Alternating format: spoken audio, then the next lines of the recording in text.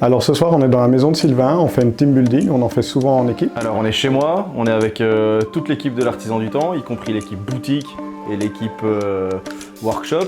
Sylvain c'est le responsable de la boutique et il a une magnifique maison fermette à Waterloo. Toute l'équipe de l'Artisan du Temps est là avec moi, à mes côtés, pour écouter nos futures idées et ce qu'on peut faire de mieux encore le mois prochain. On se retrouve tous ensemble pour une très chouette soirée. Ce soir on a un chef à domicile qui nous fait à manger, c'est Pino du Passatempo. Alors aujourd'hui le menu ça va être la surprise, on va voir, on a toujours confiance en Pino. On aime beaucoup Pino, il est client chez nous, on est client chez lui. Voilà, on est là pour passer un bon moment ensemble. En ambiance de bonne famille et d'équipe qui finalement est comme une famille.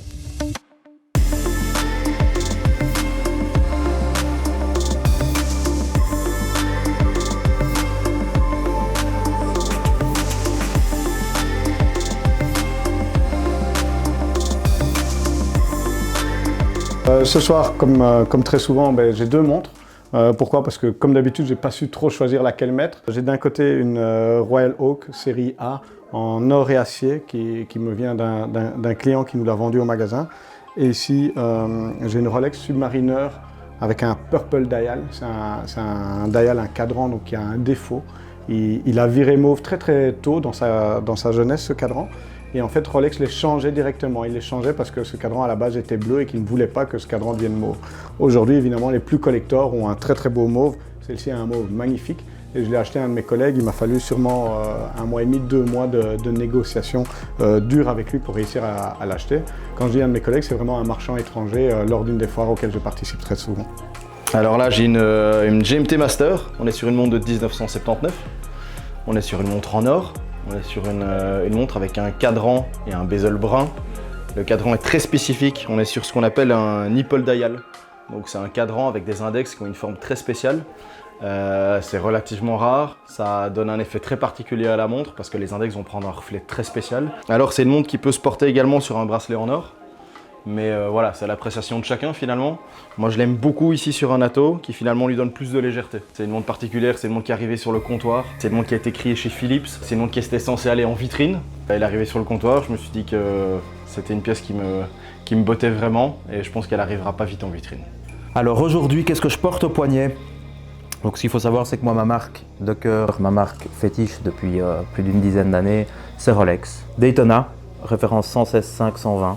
Pour moi représente vraiment le top du top de chez Rolex. C'est le modèle avec la lunette en acier, donc le modèle précédent de la version actuelle avec la lunette céramique. L'équilibre parfait entre une montre sport et une montre chic. Alors ce que j'ai au poignet, c'est une montre que j'ai décidé de porter aujourd'hui parce qu'elle a vraiment un parcours particulier pour moi.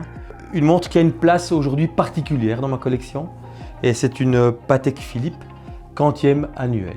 Patek Philippe, pour moi, c'est un Graal, c'est une icône horlogère. On a un quantième annuel, c'est une complication horlogère que Patek Philippe a inventée en 1996 et qui n'a rien à faire, reste une exclusivité. Patek Philippe, c'est un brevet.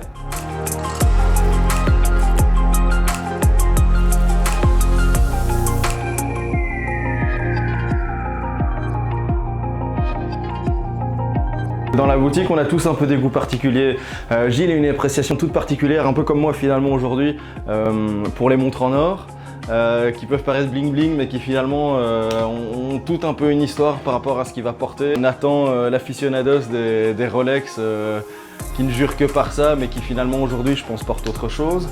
L'horlogerie, c'est le travail de la précision, de l'esthétique. C'est un objet qu'on peut porter tous les jours avec nous, avec lequel on va passer des bons moments, des mauvais moments. Tueli qui va avoir des montres un peu plus particulières, des montres militaires, des choses comme ça. On peut deviner en regardant la montre d'un client quelle voiture il a. On peut partager avec lui du coup notre passion pour le vin, pour les bagnoles.